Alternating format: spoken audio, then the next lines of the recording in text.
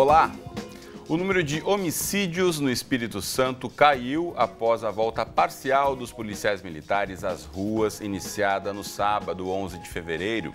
Segundo a Secretaria de Segurança Pública do Estado, 1.236 policiais voltaram ao trabalho no fim de semana, o que representa 12% do total de PMs da ativa. O movimento de policiais militares por aumento nos salários e melhores condições de trabalho paralisou os municípios capixabas e, mais uma vez, trouxe à tona a crise da segurança pública no país. Outro ponto que chamou a atenção nesse episódio foi o apoio de familiares dos policiais que lideraram o movimento de ocupação na entrada dos batalhões. Cenas de saques, arrastões e assassinatos nas ruas sem policiamento chocaram o Brasil e o exemplo dos policiais do Espírito Santo tem gerado mobilizações em outras unidades da federação, como o Rio de Janeiro e Minas Gerais, onde a crise financeira tem levado a atrasos consecutivos no pagamento de salários. Que lições podemos tirar dessa mobilização dos policiais militares e que caminhos as políticas públicas devem seguir depois desse episódio? O debate de hoje vai mergulhar nesse assunto e contamos aqui com a presença no estúdio de Jorge da Silva, doutor em Ciências Sociais e professor da Universidade do Estado do Rio de Janeiro, a UERJ, ex-secretário de Direitos Humanos do Estado e ex-chefe do Estado-Maior da PM do Rio de Janeiro. E também conosco, aqui no estúdio, está o Arthur Trindade, que é professor do Departamento de Sociologia da Universidade de Brasília e membro do Fórum Nacional de Segurança Pública. Obrigado aos dois pela presença, é um prazer recebê-los aqui para tratar de um assunto tão importante, né? Bom, para a gente começar falando do factual que foi o Estado, né, de Espírito Santo virando manchete em todos os jornais do Brasil e até fora do nosso país. Como você avalia o que chegou, como foi a construção desse momento para chegar até como chegou o Estado do Espírito Santo, que a gente sabe que tem tantos acertos em relação ao orçamento e tudo mais, na questão da segurança, chegar ao caos que chegou? A grande verdade é que isso aí é um caldo de cultura que já vem se estendendo ao longo de muito tempo, não é isso? Os policiais militares, eles são inseridos na estrutura social brasileira como militares estaduais. O militar, né, seja ele um militar federal, militar estadual, veda-se a ele o direito, por exemplo, de greve. Quer dizer, essa greve, do ponto de vista militar, não é uma greve, é um motim. Se fosse feito é crime militar.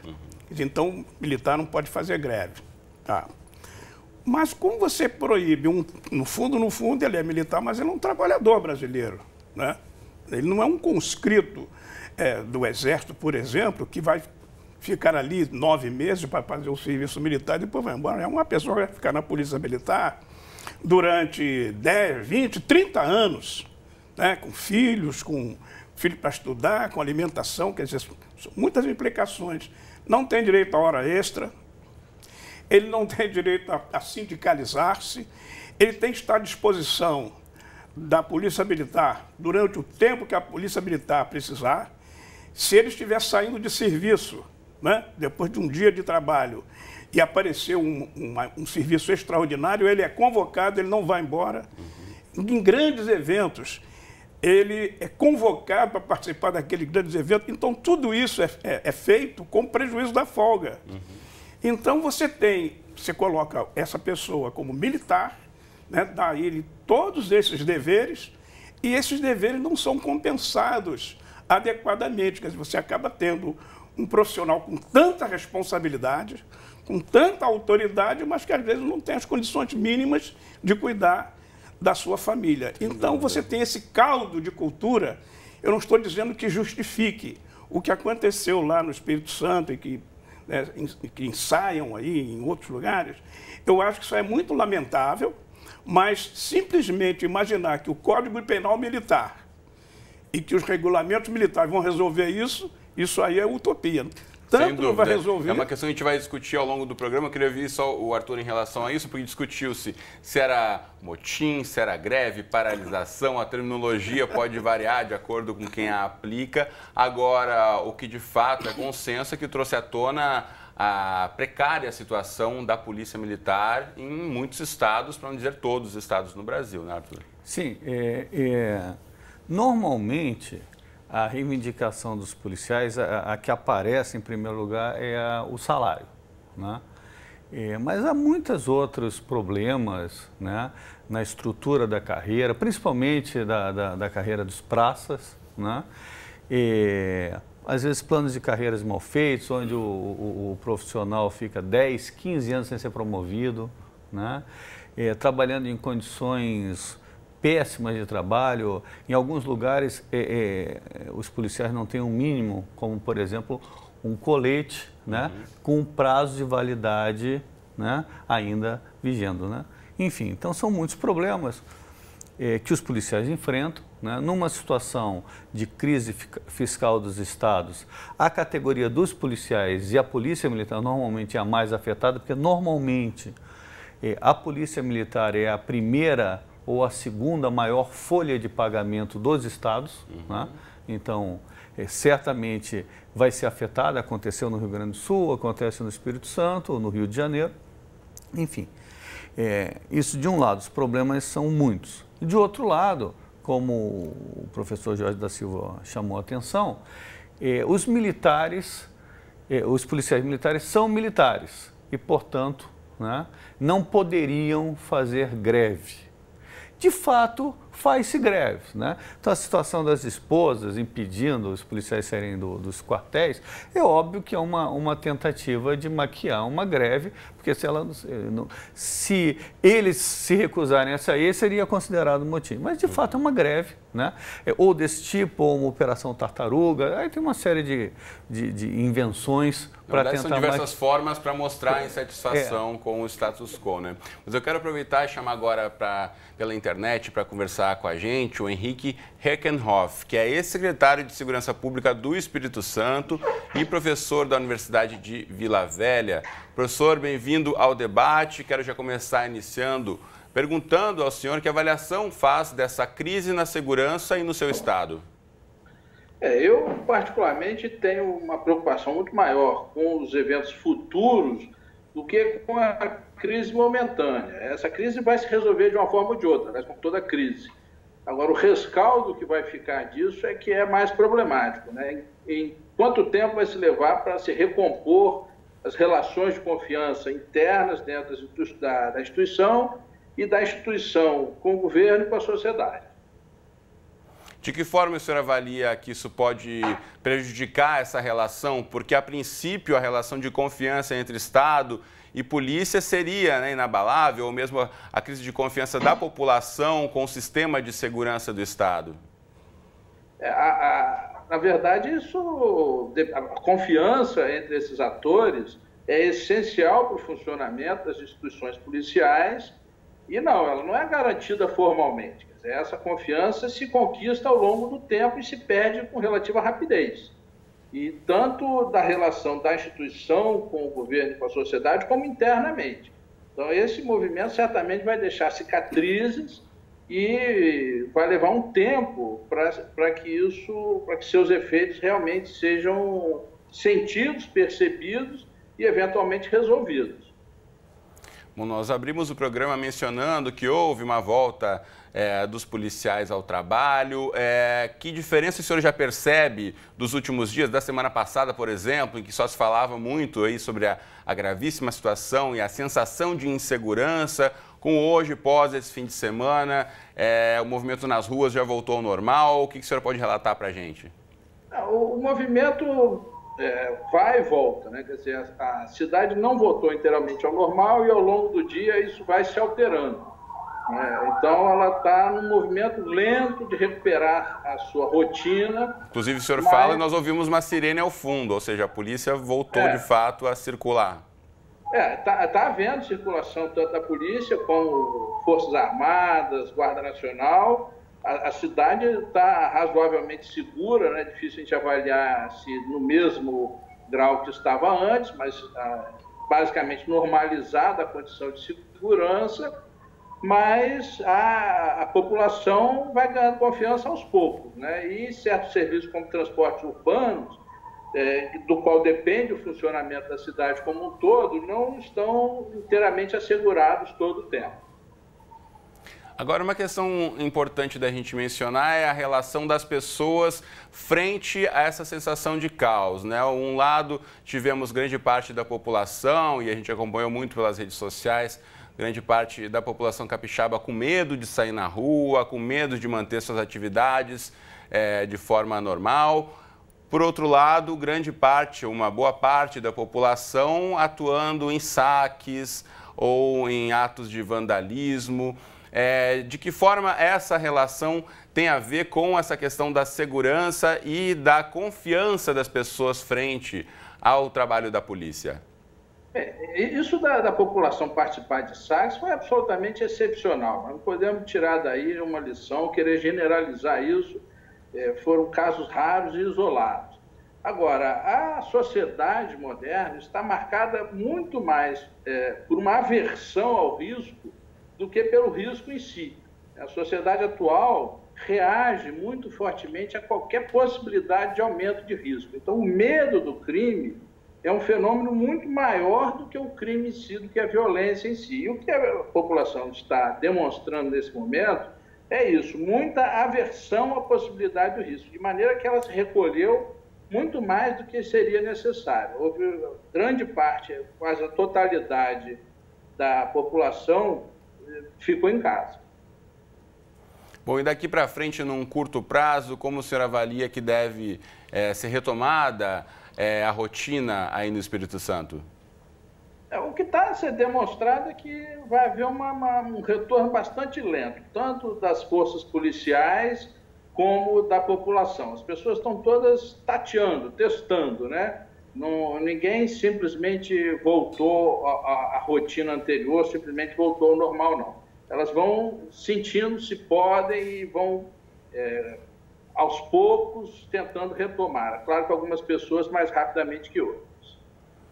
Bom, sem dúvida, a gente vai continuar acompanhando essa situação, mas já agradeço o Henrique Herkenhoff, ex-secretário de Segurança Pública do Espírito Santo, professor da UVV. Muito obrigado por compartilhar aí sua experiência conosco no debate de hoje. Boa sorte. Obrigado. Bom, eu aproveito para chamar e ampliar um pouco essa discussão, porque a partir do que aconteceu no Espírito Santo, que o Brasil inteiro acompanhou de perto, isso começou a se replicar em outros lugares também, como a gente já mencionou rapidamente por aqui. A gente vai assistir agora uma reportagem que mostra a mobilização de familiares dos policiais militares aqui no Rio de Janeiro, que começou na última sexta-feira, dia 10 de fevereiro. Vamos ver.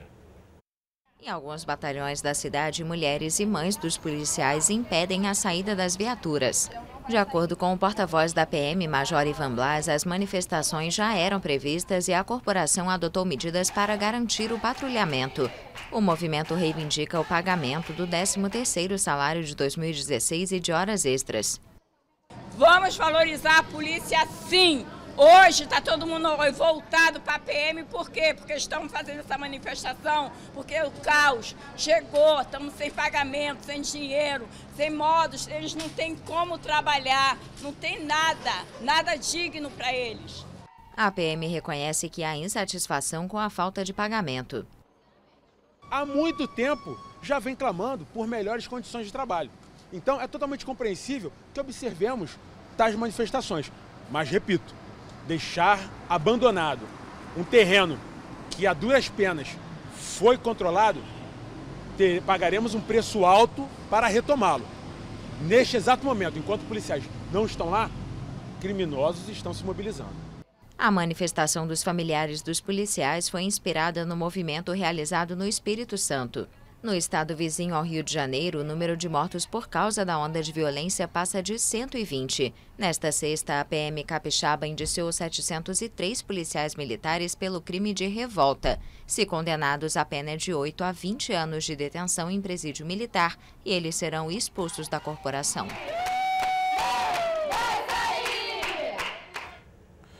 Pois é, a gente vê esse lado também sendo, de certa forma, os familiares tomando conta desse sentimento de medo também? Porque isso não acontece de um dia para o outro. Eu queria ouvir o Jorge, principalmente por já ter estado do outro lado também, já ter tido familiares preocupados com a sua situação frente à polícia. Não, já tive parente morto também, policial militar. Exatamente. Então, assassinado. Como a sociedade pode também tentar relativizar um pouco e entender um pouco mais a motivação desses familiares? A sua pergunta, como a sociedade pode relativizar, acho que você colocou a chave para a gente poder avançar nesse tema.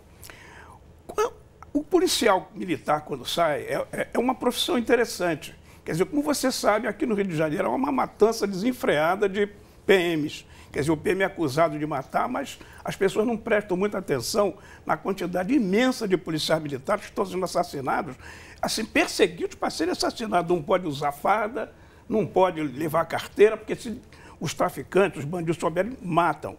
Então, esse drama que vivem os policiais, esse drama não é um drama dele. Esse é um drama da mulher dele, do filho, né? Da mãe dele. Então, é uma profissão assim, quer dizer, é muita gente mobilizada em torno daquela pessoa. Então, isso explica o porquê de essas mulheres estarem se mobilizando dessa forma. Porque esse problema que os policiais militares sofrem, não é eles individualmente que sofrem, as famílias sofrem. Então, é preciso que a sociedade, né, relativize um pouco esses excessos. Claro, é lamentável o que acontece. Já imaginou a cidade ficar abandonada à mercê dos bandidos? E o que o secretário lá do Espírito Santo falou é uma verdade. O medo, ele se exacerba, ele vai além da conta. E as pessoas ficam com tanto medo que não saem de casa, quer dizer, diferentemente do medo real, do risco real, ele tem um risco imaginário. Então, eu acho que é preciso realmente que a sociedade compreenda e que, no caso das polícias militares, de uma maneira geral, dos policiais militares, que se pense numa nova forma de inserir esses profissionais na nossa sociedade. Você não pode, né, colocar uma pessoa, um trabalhador, dizer a ele que ele não tem direito à greve, que ele não tem direito à hora extra, ele não tem direito a adicional noturno. Se ele estiver de férias, o comandante pode convocá-lo para ele vir trabalhar num extra no final do campeonato do Maracanã. Num dia que ele está de folga, não, tem um extra para você. Quer dizer, isso aí é uma fábrica de doentes. Ou seja, não é só de fábrica de doentes lá na ponta, não é uma fábrica geral. A sociedade brasileira não pode conviver com essa situação. Se nós mantivermos esse modelo de empregar os policiais militares, nós vamos, como disse o secretário lá do Rio Grande do Sul, o negócio é pensar daqui para frente o que pode acontecer. Agora, é importante a gente mencionar isso, a gente vai desdobrar um pouco mais a situação da polícia e a estrutura das polícias militares daqui a pouquinho, mas antes disso eu queria também ouvir, de certa forma, como você vê isso, Matheus, porque a população também, muitas vezes, aqui no Rio de Janeiro, inclusive, já tem uma imagem um pouco desgastada da polícia. Você acredita que um movimento como esse de paralisação, a população se sentindo ainda mais insegura do que já normalmente se sente, pode prejudicar ainda mais essa relação dos moradores com a entidade Polícia Militar? Não, certamente, como disse o secretário lá, ex-secretário do Espírito Santo, isso vai desgastar a imagem. Isso vai ter consequências para o futuro, ele tem toda a razão. A curto prazo, a situação vai ser resolvida. Vai chegar a um acordo de aumento salarial, o medo, esse pânico que aconteceu vai se dissipar no primeiro momento. Alguns policiais que eventualmente forem punidos vão ser anistiados. Vai acontecer também, porque acontece isso na primeira greve, não vai ser a última, infelizmente. Algumas das lideranças do movimento, normalmente as mais radicais, vão acabar tendo um capital político maior e às vezes vão até serão eleitos na próxima eleição. Isso vai acontecer, né? Mas, de fato, fica uma marca, né? Arranha mais ainda a imagem da polícia.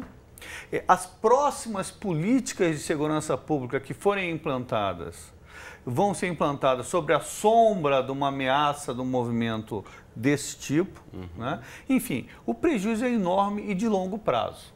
Então, o que a gente tem que discutir, como o professor disse aqui, é rever esse modelo, né? As polícias são militares e não podem fazer greves, mas de fato elas fazem. Então a gente tem que pensar o que vamos fazer com isso. Eu acho que tem duas questões aí por detrás. A primeira delas é, quando você impede que as polícias se sindicalizem, o que acontece na prática é que numa greve como essa, tem 15, 20 associações de policiais que não necessariamente se entendem, né, na mesa de negociações. Algumas são mais radicais, outras são menos. É dificílima a situação de negociação. Então existe a dificuldade também de unidade da categoria como um todo e sua representatividade frente à negociação. Exatamente. Um segundo fator gravíssimo também que leva a essa situação é que, além de não ter sindicato que represente a categoria, uma greve, que é uma greve de fato, ela não é mediada pela Justiça do Trabalho.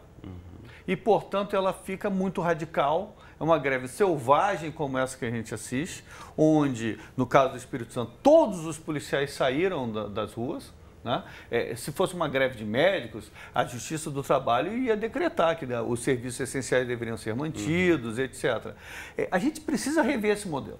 Né? Não é a primeira greve que acontece, já tivemos exemplos radicais também em Minas Gerais, na Bahia, em outros estados, e de fato fica aquela sequela. Está na hora da gente repensar isso aí. Precisamos de uma polícia que tenha sindicato, mas aí, será que pode uma polícia que tem o status de militar e, portanto, tem a previdência militar se sindicalizar? Esse é um dilema das polícias também. É uma questão também, né, dos direitos e deveres e dos benefícios já conquistados. Né? Porque tem um status militar e o status militar permite uma aposentadoria especial. Exatamente. Bom, um dos assuntos mais polêmicos envolvendo a questão da segurança pública no país é o da desmilitarização das polícias, que inclusive já foi sugerida ao Brasil pelo Conselho de Direitos Humanos da ONU, a Organização das Nações Unidas. Hoje a discussão se divide entre os que são a favor da total desmilitarização, unificando as polícias ou criando uma nova, os que querem uma desmilitarização que mantenha polícias separadas com objetivos diferentes e ainda tem aqueles que defendem o atual modelo e saídas com melhor treinamento e integração. Então, para falar mais sobre esse assunto, agora a gente conversa com o Coronel Ibis Pereira, que é ex-comandante-geral da Polícia Militar do Rio e historiador. Bem-vindo ao debate, Ibis. Tudo bem com o senhor? Muito obrigado, tudo bem. Eu queria aproveitar para desejar uma boa tarde a todos, mandar um abraço fraterno para os nossos debatedores e para todos os nossos telespectadores. É um prazer. Bom, frente a essas opções que eu mencionei, de que forma o senhor encara essa possibilidade de reformulação da nossa Polícia Militar? Olha, eu diria mais, eu diria que não é só a Polícia Militar que precisa ser reinventada, né? Nós precisamos reinventar todo o sistema de justiça criminal brasileiro, porque o que me parece que nós estamos assistindo é um colapso desse sistema. O que nós assistimos no início do ano com o sistema penitenciário, né? Por sua vez, é também um reflexo do que nós assistimos em 2012 com as mesmas polícias militares. O nosso sistema de justiça criminal, ele está em frangalhos. Se nós não tivermos a coragem de reinventar, que significa repensar todas as instituições, não só a PM, em pouquíssimo tempo nós teremos grandes dores de cabeça, grandes aborrecimentos.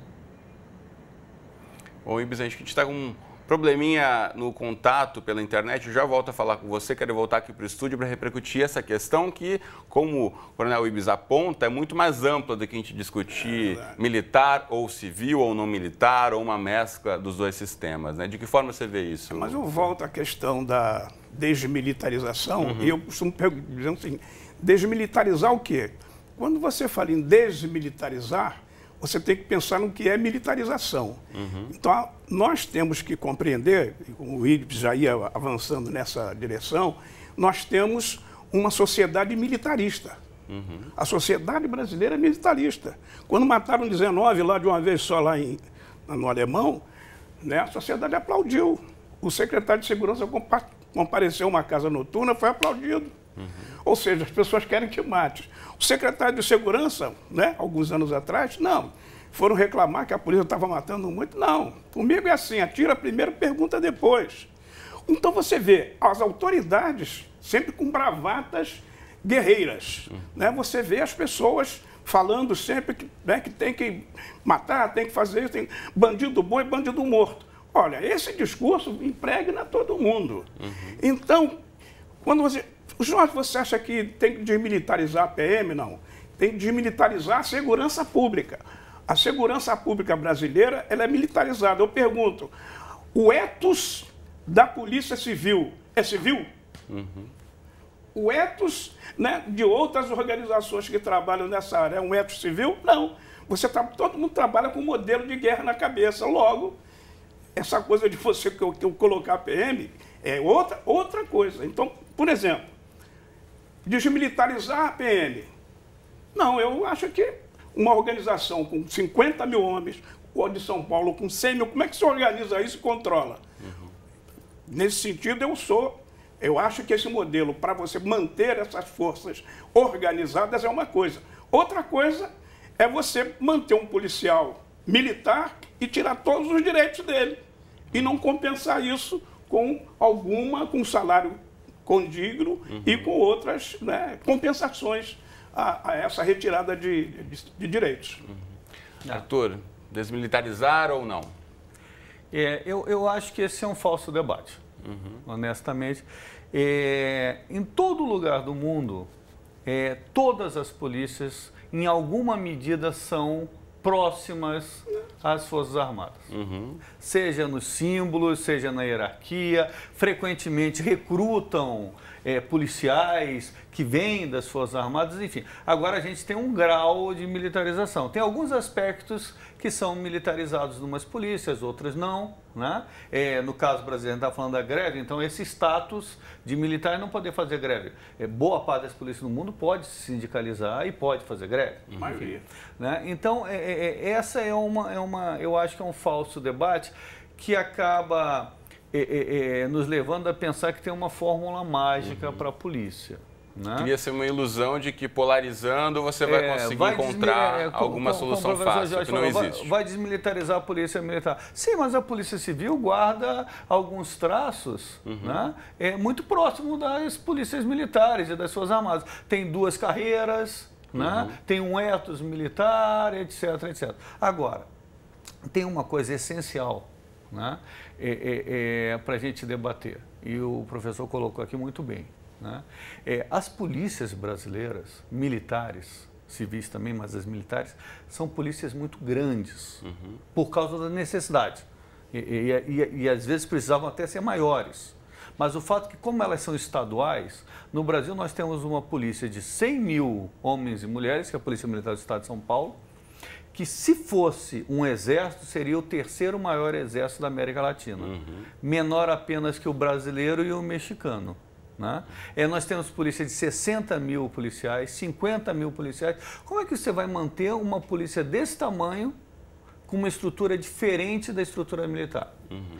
Esse tamanho de polícia, esse tamanho de efetivo, são efetivos de exército, são efetivos que são administrados na forma militar. Né? E aí é uma outra grande questão. Eu quero chamar o Ives Pereira novamente para conversar conosco e que repercuta essa questão trazida aqui pelo estúdio, de que forma, então, repensar o papel e a estrutura da polícia com tantos membros? Bem, para início de conversa, concordo muito bem com a colocação feita pelo Coronel Jorge no início da sua abordagem.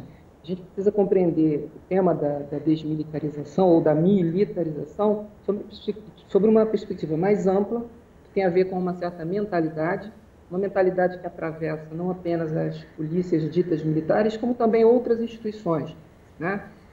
E atravessa o conjunto da sociedade como um todo, né? Que remete a um certo olhar para as questões, para os conflitos humanos sob a perspectiva da guerra. Isso é militarização, esse é um grande problema que nós temos. A outra questão é ter, nesse modelo de justiça criminal que nós temos, polícias organizadas sob o modelo militar. A minha maneira de perceber essa questão é que nós estamos assistindo no Brasil, para falar apenas desse ano, né, que nós já começamos com uma crise no sistema penitenciário e agora uma crise nas polícias militares do Espírito Santo e do Rio de Janeiro, significa dizer que este modelo de justiça criminal que nós temos precisa ser reinventado, todo ele. Nós temos que reinventar não apenas as polícias que hoje se dizem militares, mas também as instituições que estão compreendidas nesse modelo.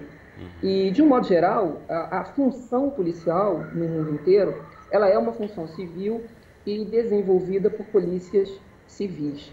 Como faríamos isso? Como transformar uma polícia de 100 mil pessoas numa instituição civil? É uma questão de como construímos uma regra de transição, né? Uma regra de transição que seja adequada ao tamanho do nosso modelo.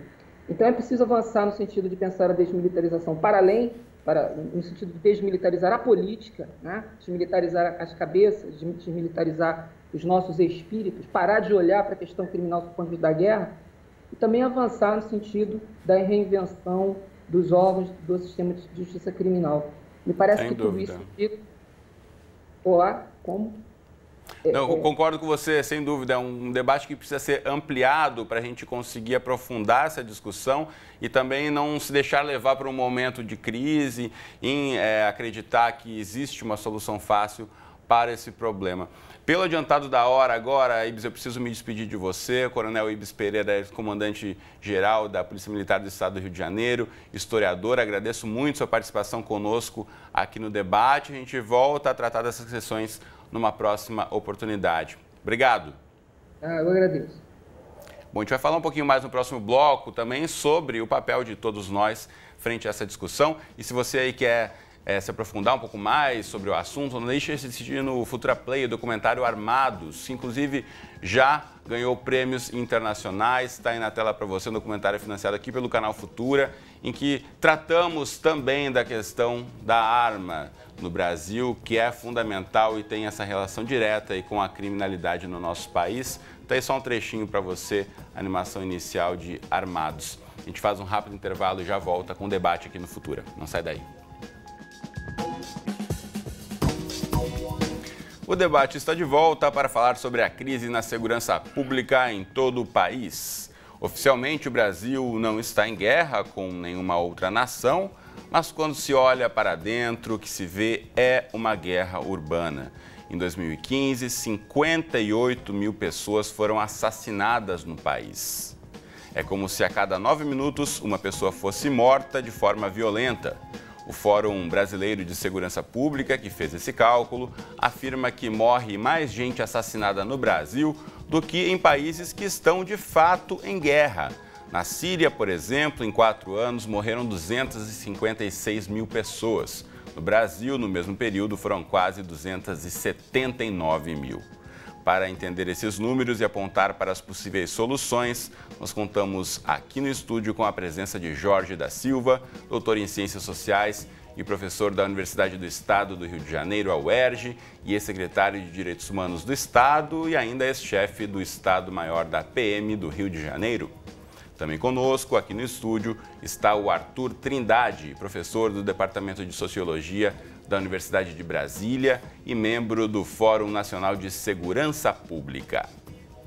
Bom, a nossa equipe de produção fez um vídeo mostrando a relação entre violência policial e os assassinatos no país. Vamos ver.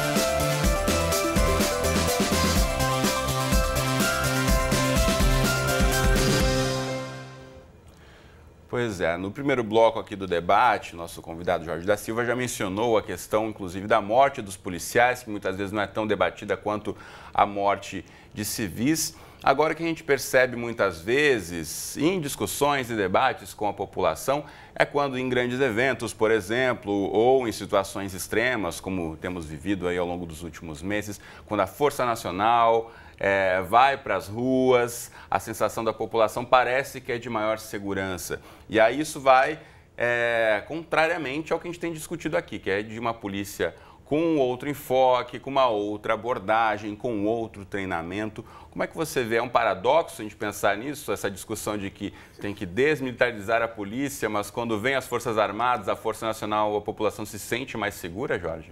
A população quer segurança, quer polícia. Pode ser polícia, bombeiro, escoteiro, ela quer gente na rua. Exército, marinha, aeronáutica, fuzileiro, ou seja, o que for.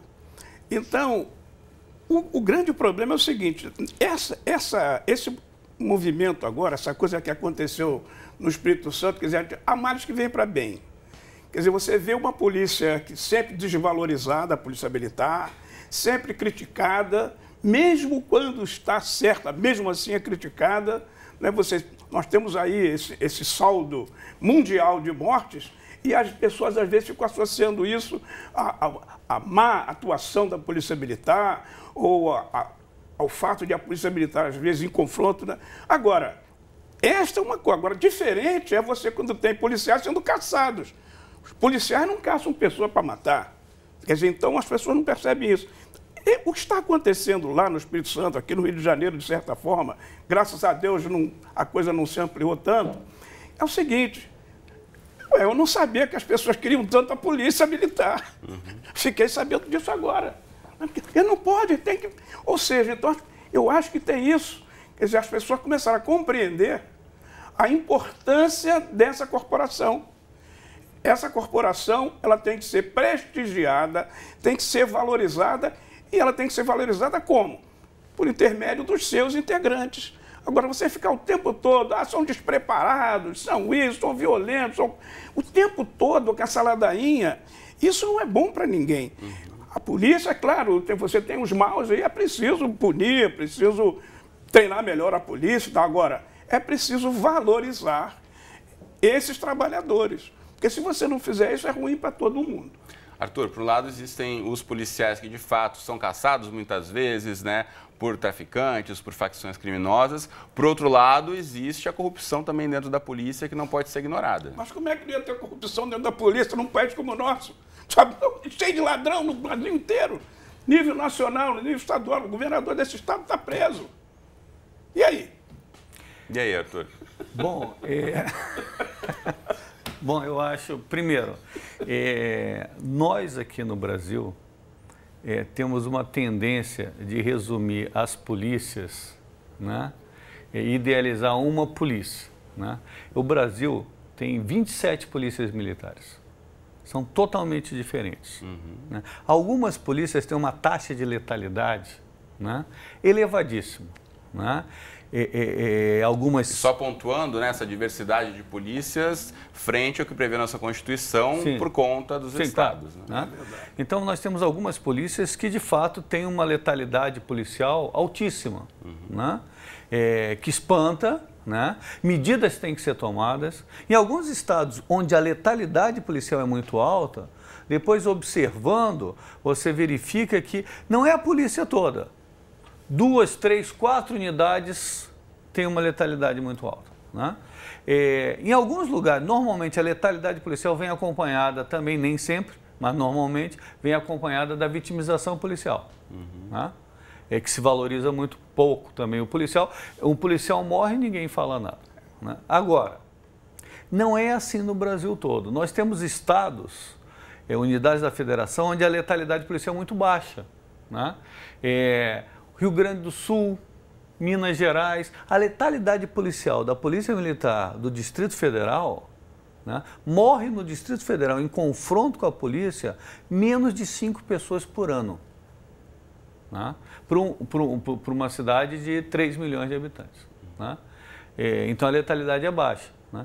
Então, primeiro, a gente generaliza muito como se todas as polícias tivessem problemas e os problemas fossem generalizados dentro de toda a corporação. De fato, algumas polícias têm uma taxa de letalidade elevada e precisam né, de iniciativas, de ações para lidar com isso. Né? Porque essa letalidade policial, via de regra, ela não soluciona problema nenhum de segurança pública. Né? Via de regra, ela vem acompanhada por corrupção também. Né? Se você fecha os olhos para a polícia matar, você também vai fechar os olhos para outros desvios de conduta.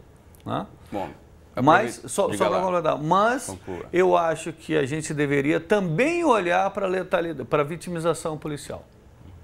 Né? Já que o tema do programa é a greve lá do Espírito Santo, o mote do programa... O pontapé inicial para a gente ampliar essa discussão.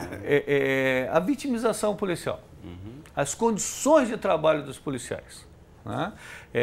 Alguns policiais morrem e morrem com uma frequência absurda. E uma sociedade não pode aceitar, um governo não pode aceitar que os policiais morram com tanta frequência e tanta facilidade assim. Sem dúvida. Bom, a gente falava aqui sobre corrupção em diferentes esferas da sociedade. Agora, as cenas de pessoas saqueando lojas nas ruas das cidades capixabas, também dos arrastões em pontos normalmente movimentados, mobilizou opiniões diferentes nas redes sociais. A gente pediu autorização, inclusive, para alguns moradores do Espírito Santo para trazer aqui para o programa essas reações.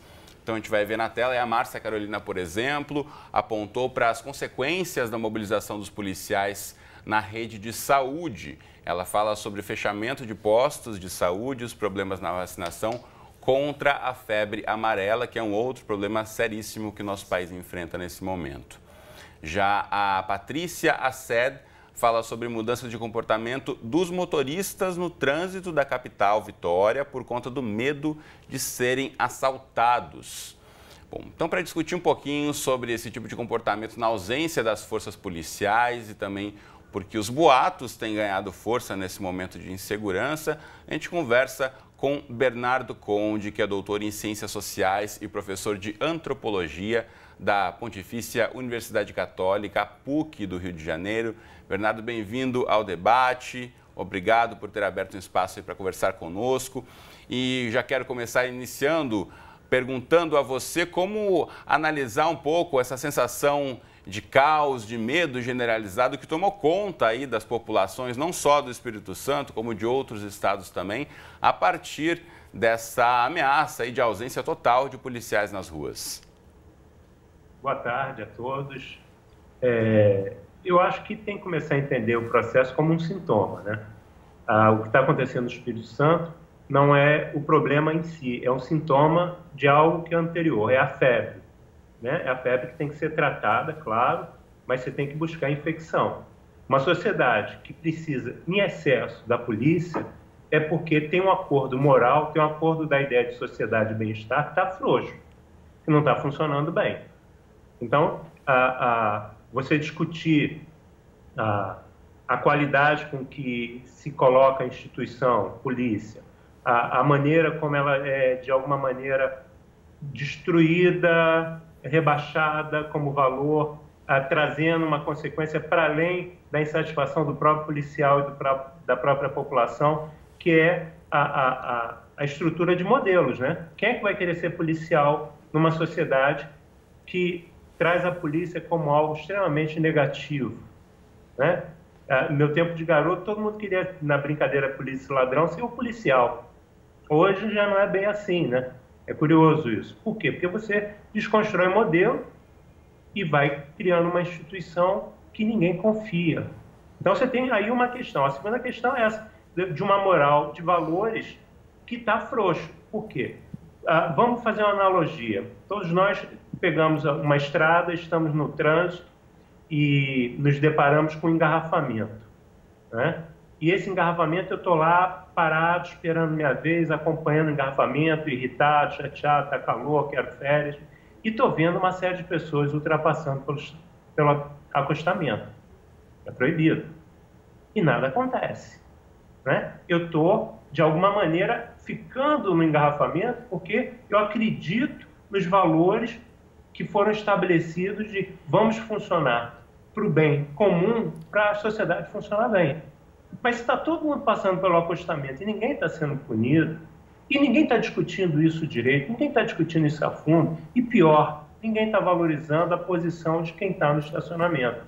A gente pode pensar isso para a sociedade, pode pensar isso para os políticos, pode pensar isso para os policiais. Ok, aponta a corrupção, aponta o corrupto, aponta o corrompido, prende, mas e o bom policial? Não vamos falar deles? E o bom político, que é mais difícil ainda, não vamos falar deles? Vamos deixar uma sociedade esvaziada de modelos de referência nesses campos? Né? Então, eu acho que essa é uma discussão que é mais ampla, é cultural. O que a gente está buscando? Como é que a gente vai pensar nós mesmos a partir disso? Todo mundo busca uma solução imediata. Ah, tem que prender, tem que matar, tem que pagar melhor, tem que... Eu acho que tem que pensar, voltar antes. A imediata é para apagar o incêndio. É para curar a febre, para baixar a febre. A gente tem que pensar no sintoma. Bernardo, a gente acompanhando um pouco as notícias da última semana no Espírito Santo, né? Casos de pessoas que foram flagradas cometendo furtos e que depois publicamente devolveram aquilo que tinham roubado. Chegou a acontecer isso, acho que bateu ali um pouco de culpa, ou a moral, ou eventualmente a sua imagem ter sido divulgada cometendo um ato como esse, pega muito mal. Agora, pegando um ponto do que você dizia, Bernardo, em relação ao que as pessoas esperam da polícia, como é que você avalia essa relação? A gente já falou aqui sobre as especificidades de cada polícia em cada estado, mas de uma forma geral existe uma expectativa do brasileiro em relação ao que é o trabalho do policial. Você acha que é o momento de a gente rediscutir isso também? Eu acho que tem que rediscutir tudo. Eu acho que a expectativa é sempre muito ruim, porque de uma maneira geral a gente estabelece como valor apontar sempre os problemas e devem ser apontados. Mas se a gente não criar modelos, a gente quebra a cara. Né? Por exemplo, vou dar um exemplo a você. Você já viu algum filme americano que não enalteça no final do filme o bom policial? Que vai lá, aponta o mau policial, ele é preso, ele é etc., mas traz a ideia do bom policial. E centenas de filmes assim.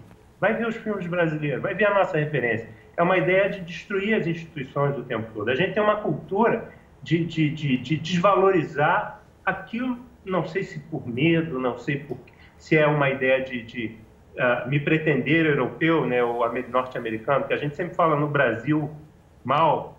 Olha lá aquele pessoal, olha lá o Espírito Santo. O brasileiro não tem jeito. A gente fala na terceira pessoa. Isso é muito curioso, né? A gente não se inclui, ninguém fala nós, os brasileiros. A gente não discute nós, discutimos eles, os problemas. Né? Eu acho que essa discussão é sobre nós, o papel de cada um nessa sociedade.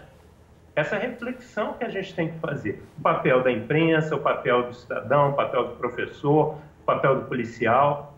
Né? Como é que a gente vai discutir valores contra consumo, valores versus a audiência, valores versus a riqueza monetária, né?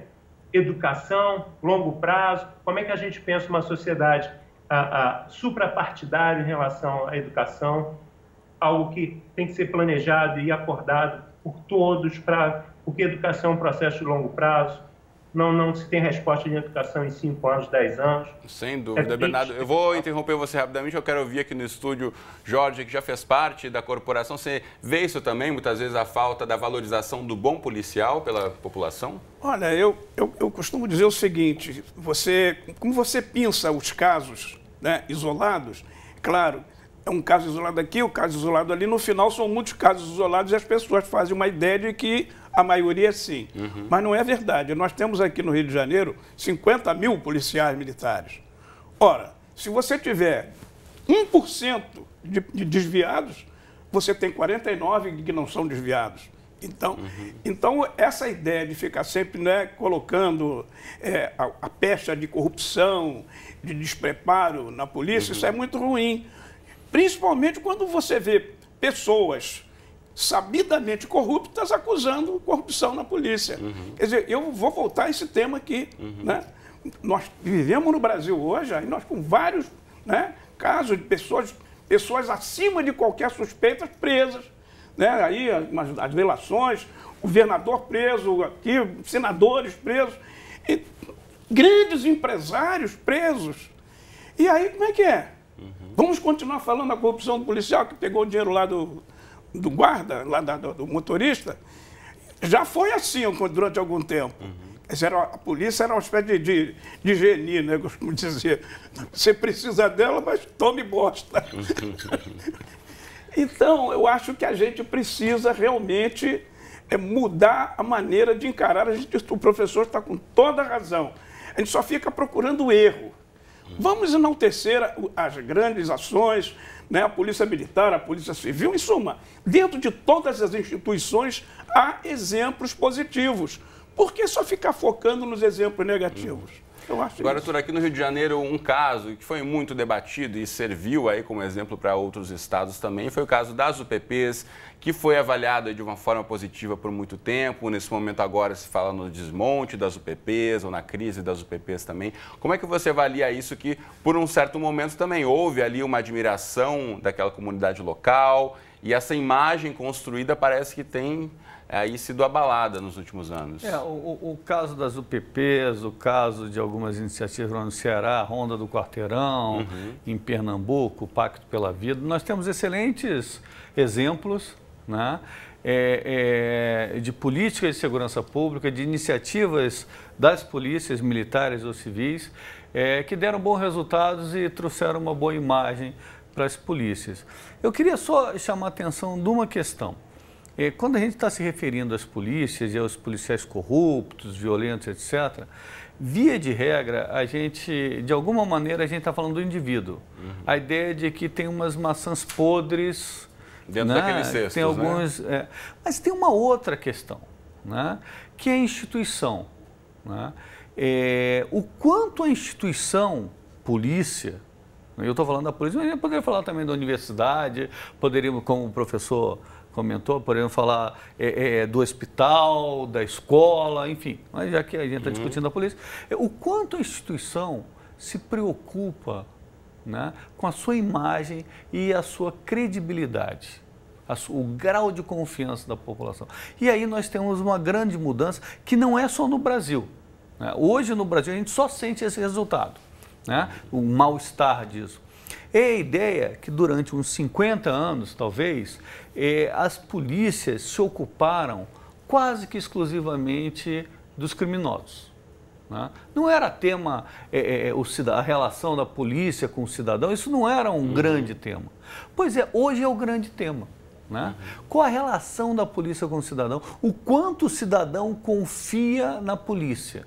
Né? Em alguns lugares do mundo, as polícias têm inclusive mudado o nome. Isso é interessante. Né?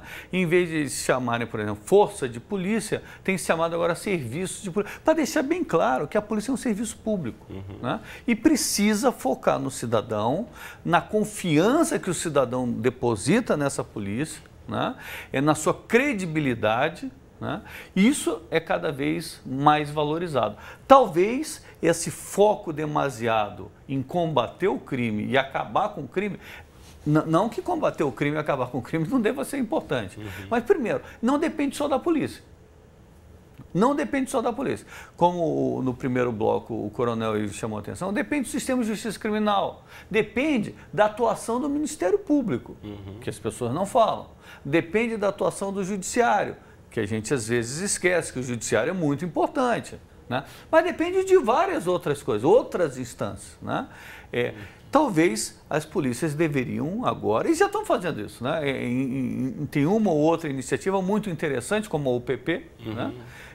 Onde as polícias estão mais preocupadas agora em se ocupar do cidadão e prestar ao cidadão um bom serviço, seja de controle de trânsito, seja de segurança, seja de orientação, enfim, seja de socorro em emergências, e isso eleva, né, a credibilidade da polícia. Muito bem, a gente já está aqui chegando à reta final do nosso programa, a gente poderia seguir aqui por horas e horas a fio, porque é um tema que não se esgota em uma hora aqui, mas inclusive a nossa proposta é essa, né, de trazermos aqui alguns elementos para você em casa levar adiante essa discussão.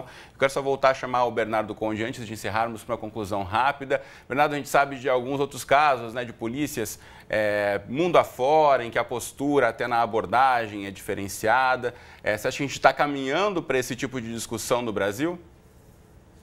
Eu acho que a gente teria que caminhar, mas eu acho, de novo, se a gente está precisando de repressão, uma polícia que seja que contém a sociedade, porque o problema lá no Espírito Santo é de repressão, né? Você vai lá para a rua reprimir a ação das pessoas. A gente tem que pensar também nessas pessoas, por que elas estão agindo assim? Ou seja, é desnaturalizar a ideia de que, a princípio, se não tiver polícia, vai estar todo mundo saqueando. Temos que pensar a partir dessa lógica, né? Então, quer dizer que a gente precisa desse controle repressivo para funcionar razoavelmente bem como sociedade?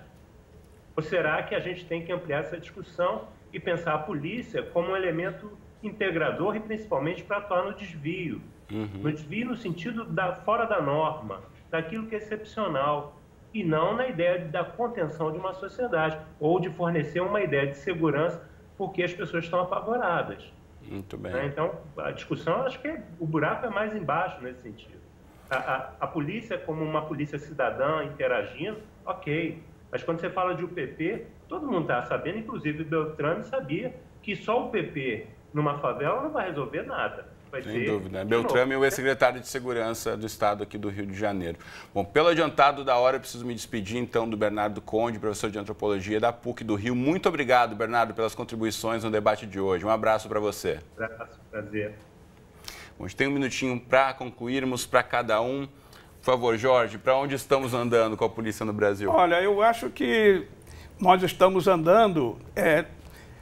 Há aspectos positivos e aspectos negativos. O aspecto positivo foi que ficou demonstrado, né, que a Polícia Militar precisa ser valorizada. Eu acho que as pessoas, nos depoimentos, o próprio medo exagerado, né, que gerou essa manifestação lá no Espírito Santo e aqui também no Rio de Janeiro, que as pessoas acordam para a necessidade de valorizar os policiais militares, de valorizar a instituição policial militar. Agora, nós não podemos nos esquecer de uma coisa. Quando nós comparamos o Brasil com outras sociedades, não podemos nos esquecer da nossa história. Essa coisa do combate, da guerra e da polícia só para perseguir, nós temos uma história, principalmente aqui no Rio de Janeiro. Sem dúvida. A gente tem que lembrar um pouco da história bem recente, inclusive, né, para olharmos para o nosso presente, olharmos para o futuro também. Como você vê, Arthur? Bom, esse episódio do Espírito Santo não foram os primeiros e infelizmente, eu acho que não serão os últimos, né? Enquanto a gente não tomar medidas legais, né, fizer reformas mais amplas, que permitam que as polícias se associem, permitem que a Justiça do Trabalho regule aquela greve, né? Permitam que as demandas trabalhistas cheguem de maneira mais organizada e mais forte aos governos, né, as demandas trabalhistas dos policiais.